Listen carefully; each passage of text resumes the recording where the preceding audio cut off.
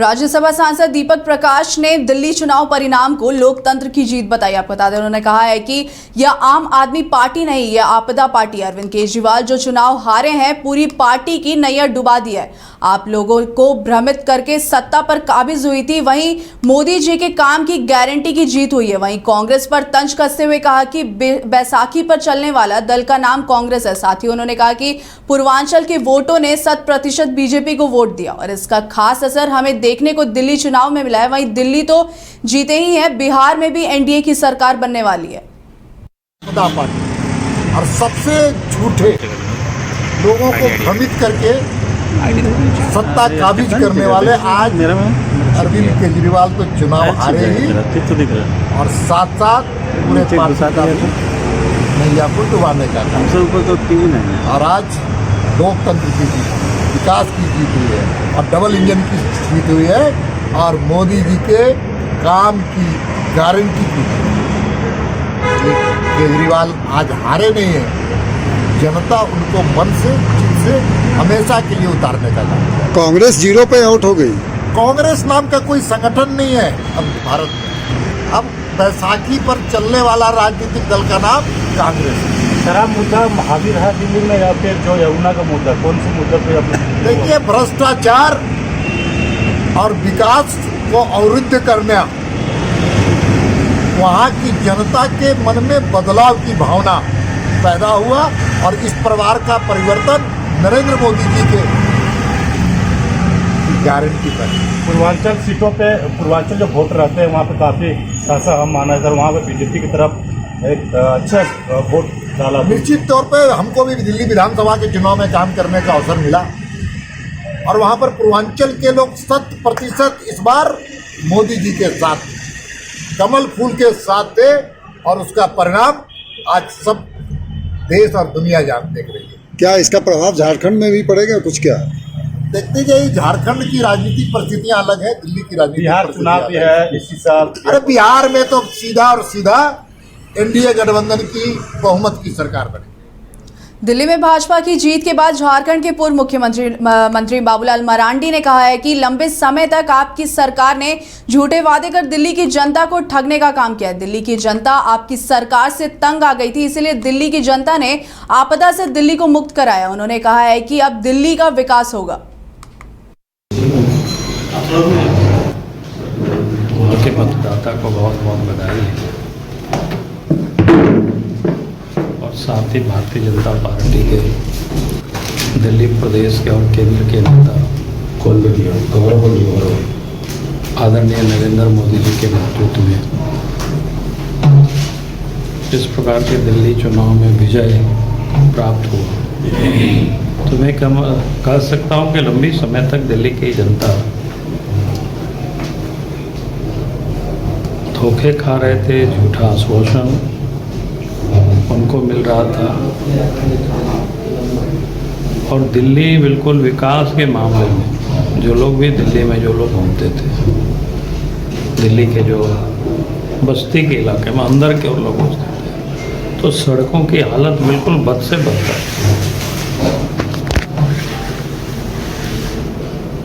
तो लोग एक प्रकार से तंग आ चुके थे और फिर दिल्ली में जो करप्शन था, जिस प्रकार से इन्होंने भ्रष्टाचार किया था, खास करके पिछले दिनों वहाँ शराब के जो घोटाला, जिस घोटाला के कारण लंबी समय तक कई लोग, अरविंद केजरीवाल भी जेल में रहे, मनीष सिसोदिया भी जेल में रहे। तो आज जनता ने एक प्रकार से दिल्ली को आपदा मुक्त किया है। बोकारो के वेंडरों के स्ट्राइक से शहर में सरकारी गतिविधियां आज से ठप हो गई है। आपको बता दें, पुलिस की पेट्रोलिंग, सीआईएसएफ की पेट्रोलिंग, प्रशासनिक अधिकारियों के जांच समेत अन्य कार्य प्रभावित हो गए। चूंकि इन अधिकारियों को सेल द्वारा सीएसआर द्वारा गाड़ियां उपलब्ध करवाई गई थी, वहीं मालूम हो कि बोकारो स्टील प्रबंधन ने 10 वेंडरों से तकरीबन 80 गाड़ियां भाड़े पर रखी थी, जिन गाड़ियों को बीएसएल ने पुलिस, जिला प्रशासन, सीआईएसएफ, नगर प्रशासन, महिला समिति को दे रखा था। लेकिन बोकारो स्टील प्रबंधन ने नए टेंडर की प्रक्रिया शुरू कर दी है, जिसमें 2017 के मॉडल गाड़ियां नए नियमों से टेंडर से वंचित हो जाएंगे। चूंकि 2022 के मॉडल को आधार बनाया गया है, इसी कारण वेंडरों में हड़ताल कर दिया है। अब लोग काम नहीं कर रहे होंगे, बैठे होंगे अपना ऑफिस में बैठे होंगे। अब मान लीजिए कि अब एसपी पुल में गाड़ी जाना था, वो नहीं गया, तो एसपी अपना व्यवस्था किए होंगे। डीसी पुल में गाड़ी जाती है, सीएसए पुल में गाड़ी जाती है, तो लोग अपना व्यवस्था करता होगा। आज आप लोग हड़ताल पर, इससे कितना प्रभावित हुआ होगा वो लोग? प्रभावित तो होगा, भले एक दिन आज पहला दिन आज प्रभावित नहीं हुआ हो, लेकिन बोकारो स्टील प्लांट के पास इतना गाड़ी तो है नहीं। और बोकारो स्टील प्लांट जो है कोई ठेकेदार नहीं है कि गया और लिम्का होटल से 2 कार ले आया एक दिन के लिए, ऐसा तो हो नहीं सकता है। तो ये सब सारी समस्या है। इसलिए प्रबंधन से हम लोग मांग करते हैं कि भाई 2017 से जो गाड़ी खरीदा गया है, परचेज हुआ है 2017 में, उसको उसका एंटरटेनमेंट दिया जाए स्टैंडर्ड में। बीएसएल प्रशासन से है वो बहुत ही जेन्युइन है। और सबसे ध्यानपूर्वक बात क्या है कि हमारे डिमांड से बीएसएल प्रशासन को किसी भी तरह का वित्तीय संकट का सामना नहीं करना है, उसको किसी तरह का वित्तीय लॉस नहीं है। ये सबसे इम्पोर्टेंट मुख्य चीज है। यहाँ सिर्फ गाड़ी के मॉडल को नीचे करने के लिए किया जा रहा है, उसमें सारे लोग आ जाएं हम लोग। और ऑलरेडी ये चीज हमको बीएसएल प्रशासन के द्वारा कहा गया था। जून में 2024 में हमारा टेंडर जो चला रहा था वो खत्म हो गया। 6 महीने का एक्सटेंशन हमें मिला। उसके दौरान कहा गया कि भाई आप लोग को 2017 मॉडल से आगे आने वाले टेंडर में आपको देना है गाड़ियां। तो हम सभी लोगों ने अपनी गाड़ियां 17, 18, 19, 20, 22 मॉडल सब खरीद लिया। अभी एक बैग पता चल रहा है कि भाई 17 नहीं, 18, 19, 20 नहीं, बल्कि 22 मार्च से अप्रैल से आपको गाड़ियां देना है। अब भाई ये बताइए कि इतना, हम लोग तो बहुत करोड़पति फैमिली से बिलोंग नहीं करते हैं, मजदूर के बच्चे हैं, पैसा लिमिटेड सोर्स है, हम लोगों ने ऑलरेडी गाड़ियों को खरीद लिया।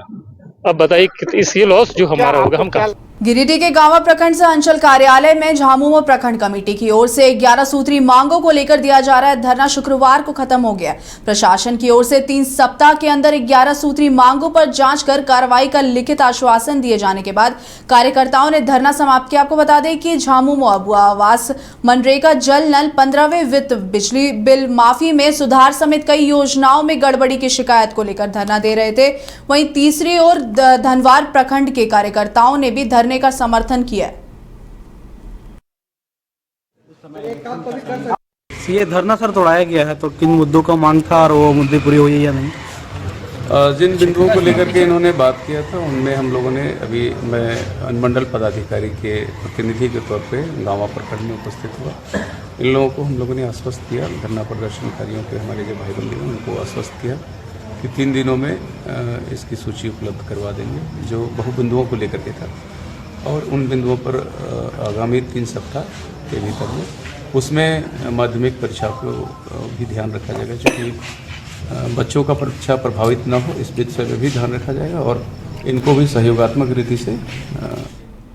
गिरिडीह में सरस्वती प्रतिमा के विसर्जन के दौरान हुए विवाद के बाद मारपीट मामले में तीसरी पुलिस ने 2 अभियुक्तों को गिरफ्तार कर न्यायिक हिरासत में गिरिडीह जेल भेज दिया। आपको बता दें गिरफ्तार अभियुक्त थाना क्षेत्र के ही घंगरीकुरा निवासी भागीरथ पंडित और पप्पू पंडित है। शुक्रवार को कोविड-19 मेडिकल जांच के पश्चात उन्हें न्यायिक हिरासत में भेज दिया गया। मिली जानकारी के अनुसार 4 फरवरी को घंगरीकुरा में सरस्वती पूजा के प्रतिमा विसर्जन के दौरान 2 पक्षों में विवाद हो गया था, जिसके बाद तीसरी पुलिस मौके पर पहुंची और दोनों पक्षों को समझा बुझाकर प्रतिमा विसर्जन करवाया गया।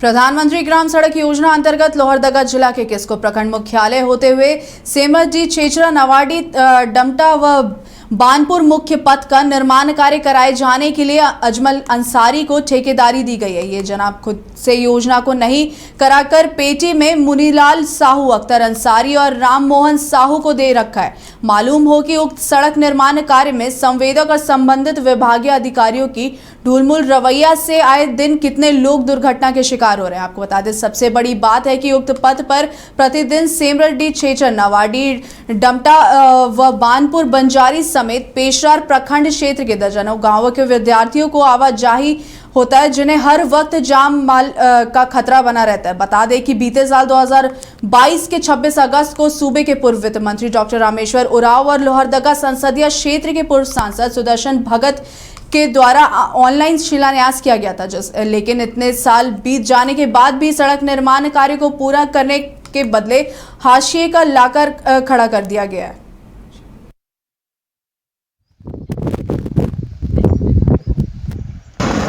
तो सड़क में बनने के कारण हमें पूरा धूल उड़ता है, फिर हमें स्कूल आने जाने में बहुत दिक्कत होता है। मतलब हमें कहीं भी कहाँ से आते हैं? हृदय टोली परेशानी होता है, हम लोग गिर जाते हैं तो हम लोग को चोट लग जाता है। इसके अलावा और क्या परेशानी होता है? धूल उड़ता है, धूल उड़ता है, हम लोग का ड्रेस जल्दी गंदा हो जाता है। कौन स्कूल में पढ़ते हैं? कहाँ से आते हैं? Government middle school. कहाँ घर हुआ आपका? हृदय टोली। कहना है कि 3 साल पहले जो भी ठेकेदार लिया है उनको बार बार बोला जा रहा है टेलीफोन के माध्यम से कि काम शुरू कराया जाए, तो बार बार यही आश्वासन दिया जा रहा है कि 1 महीना 15 दिन 20 दिन में काम हो जाएगा। हम लोग यही देखते देखते 3 साल आए और इसके हम लोग अपने माध्यम से भी हम लोग प्रशासन को अवगत कराए कि काम नहीं हो रहा है, तो बोला कि 1 महीना के अंदर हो जाएगा। यही कहते कहते 3 साल हो गई। अब मैं आगे यही कहूँगा कि कांग्रेस के प्रखंड अध्यक्ष के नाते कि अगर काम यथाशीघ्र शुरू नहीं होती है तो हम लोग आंदोलन करने के लिए बाध्य हो जाएंगे। ये तो संवेदक की पूरी लापरवाही है, क्योंकि ये जो अजमल है यहाँ भर का ये कंडीशन नहीं है। मेरे हिसाब से आज तक उन्होंने जितना काम भी लिया होगा ना, एक भी किए होंगे तो वो भगवान भरोसे होगा, क्योंकि नमाडी से लेके होंदगा तक है वो पथ का भी वही है। क्योंकि हम लोग विभाग से भी बात किए एक बार, तो बीच में लीपा पोती इन्होंने किया, लेकिन जितना हम संवेदक का जवाबदेही नहीं मानते उससे ज़्यादा तो जवाबदेही विभाग का है। क्योंकि अगर विभाग कड़ाई के साथ अगर उनके ऊपर कार्रवाई करे, जब वो काम सही से नहीं करते तो फिर उनको टेंडर कैसे मिल जाता है फिर बार बार। देखिए ये ठेकेदार का लापरवाही है। ये उद्घाटन इसका ऑनलाइन हुआ था, लेकिन ठेकेदार ऐसा लिया कि ठेकेदार लिया उसी दिन से जब उसको बिल निकालना पड़ता है तो थोड़ा मोड़ा काम करता है, फिर जैसे का तैसे छोड़ देता है। और यहाँ ऐसा पत्थर निकला हुआ है कि इस रोड, ये मेन रोड है, बाज़ार का रोड है, थाना का रोड है, ब्लॉक का रोड है, स्कूल सारा स्कूल 4 गो हाई स्कूल है, मिडिल स्कूल है, सब बच्चा बच्चियाँ ही आता है, कोई गिरता है सर में लग जाता है, कई बार तो आदमी का हाथ पैर टूट गया है। और ये ठेकेदार को माने हम लोग बहुत माने बोले हैं, सुनने में आया है कि अजमल नाम करके कोई ठेकेदार है, वो लिया है और वो जो है पेटीदारी में जिसको तिसको देता है, वो लोग थोड़ी काम करके फिर भाग जाता है। तो हम लोग परेशान हैं उस ठेकेदार से, प्रशासन से भी परेशान है हल्ला गुल्ला करके, लेकिन हम लोग का रोड नहीं बन रहा। पिछले दिनों महाकुंभ प्रयागराज से धनबाद लौटने के क्रम में सड़क हादसे के शिकार हुए आर्मी के अधिकारी शिवजीत सिंह के धनबाद सरायठेला खरना गढ़ा स्थित उनके आवास में चोरी का प्रयास किया गया। आपको बता दें उनके घर का 3 ताला तोड़ा गया। हालांकि दरवाजे का इंटरलॉक खोलने में चोर असमर्थ रहे, जिसके कारण घर लूटने से बच गया।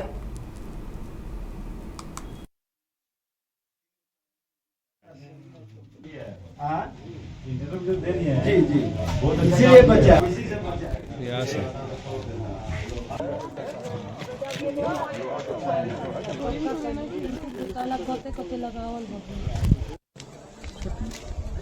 चोरी तो होने वाला था पर हो नहीं पाया कि बहादुर इनका है कि इंटरलॉक जो दरवाजा में दिया गया है जिसके कारण चोरी होने से टल गया।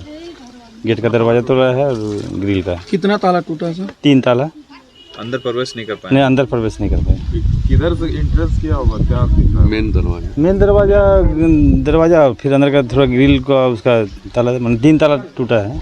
मैं हॉस्पिटल से वापस आया सुबह गंगाधर मदर से आकर के हमने घर देखा तो एक मेरा भतीजा यहाँ पर, मैं नहीं है, भतीजा आया मेरे पास, जो चाचा जी आप आए क्या हम वहाँ, तो चलो भाई के देख रहे ताला टूटा हुआ है। तो आकर ताला देखा टूटा हुआ तो हम हमारे भाई पड़ोसी राजीव जी शर्मा जी हैं, उनके पास गए, भाई ताला टूटा हुआ है, थाना में इन्फॉर्म करते हैं। तो फिर हम इन्फॉर्म किए बस। क्या ताला टूटा हुआ था? ताला टूटा हुआ था। घर के लोग कहाँ? कोई नहीं है, हॉस्पिटल है, एक ही बच्ची है इनका मेंबर बस सिर्फ। क्या हुआ था? वो जो कुछ दिन पहले आप लोग जो कुंभ नहाने गए थे, आप लोग को पता होगा जो कुंभ में जो कुंभ नहाने गए थे, जो गाड़ी में एक्सीडेंट हुआ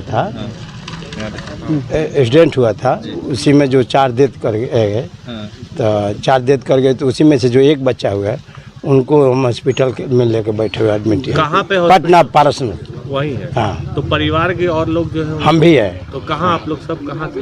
पारस में सब हॉस्पिटल में? हाँ। ये घर किनका है? ये छोटे भाई के शिवजी सिंह का। गैर प्रशासनिक सेवा से आईएएस में प्रोन्नत हुए श्रम विभाग के अधिकारी राजेश प्रसाद का आज धनबाद श्रम विभाग कार्यालय में पदाधिकारियों एवं कर्मियों ने बुके देकर भव्य स्वागत किया। आपको बता दें, इस बाबत राजेश प्रसाद ने बताया कि उन्हें वर्ष 1999 में धनबाद श्रम विभाग में श्रम अधीक्षक के पद पर योगदान दिया गया था। इसके बाद 2006 से 2010 तक पुनः श्रम अधीक्षक के पद पर रहे। 2014 से 2016 तक धनबाद में ही सहायक श्रमायुक्त के पद पर रहे। वर्तमान में उप श्रमायुक्त के पद पर सेवा दे रहे हैं। उन्होंने बताया, श्रम विभाग में काफी समय गुजरा है, इस दौरान कामगारों में काफी सहयोग मिला। आज जिस तरह से सभी ने स्वागत और अभिनंदन किया है, उससे काफी खुश हैं। बहुत अच्छी बात है कि हमारे कार्यालय के सभी पदाधिकारीगण, कर्मचारीगण, हमारे इष्ट मित्रगण, प्रेस बंधु सभी हमें सम्मानित कर रहे हैं। ये गर्व का पल मेरे लिए है। चूंकि मैंने धनबाद से ही नौकरी की शुरुआत किया था, जब मैं श्रम अधीक्षक यहाँ पर श्रम अधीक्षक के रूप में 1999 में योगदान दिया था। उसके बाद फिर हमें श्रम अधीक्षक के रूप में 2006 से 10 तक काम करने का मौका मिला। फिर हमें सहायक श्रमायुक्त धनबाद के रूप में 2014 से लेकर 16 तक करने का मौका मिला है। और अभी भी मैं यहाँ पर इस क्षेत्र में उप श्रमायुक्त के रूप में कार्यरत हूँ पिछले 2 साल से। तो इस क्षेत्र में काफ़ी समय मैंने गुजारा है और यहाँ के लोग काफ़ी सहयोगी हैं। चाहे वो श्रम कानूनों का प्रवर्तन करने में हमें उनसे सहयोग बराबर मिला, एम्प्लॉयर से भी मिला, हमें कामगारों से भी मिला। हमने उनको काफ़ी जो भी उनके बीच में अच्छा सामंजस्य हो सके हमने प्रयास। गिरिडीह के गांवा अस्पताल में स्वास्थ्य विभाग की ओर से रक्तदान शिविर का आयोजन किया गया, जिसमें अधिकारी, कर्मचारी और जनप्रतिनिधियों ने रक्तदान किया। मौके पर बीडीओ, सीओ, बीपीओ भी मौजूद रहे।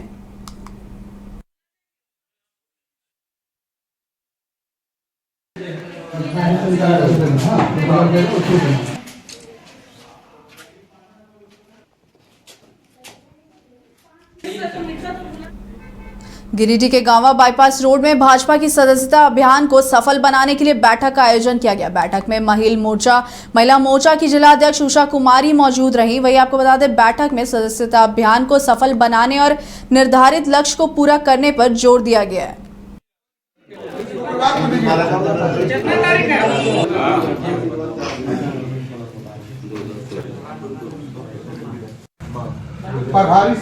भारतीय जनता पार्टी सदस्यता अभियान को लेकर के एक महत्वपूर्ण कार्यशाला रखा गया है गांवा मंडल में। गांवा के मंडल के अध्यक्ष, पदाधिकारी समेत बूथों के अध्यक्ष और शक्ति केंद्र के संयोजक के साथ साथ यहाँ हमारे प्रभारी के रूप में उपस्थित मनोज यादव जी उपस्थित हैं। और इसी आज बूथ को कैसे बूथ के जो कमेटी बनना है सदस्यता अभियान में, जिस प्रकार से हम लोगों का ऑनलाइन के माध्यम से सदस्यता अभियान चलाया जा रहा है, उसमें बूथ स्तर तक लेकर के पूरे जिले तक लेकर के सभी को सक्रिय सदस्य बनना है। जो सक्रिय सदस्य बनेंगे वो अपनी भागीदारी तभी वो सुनिश्चित कर पाएंगे।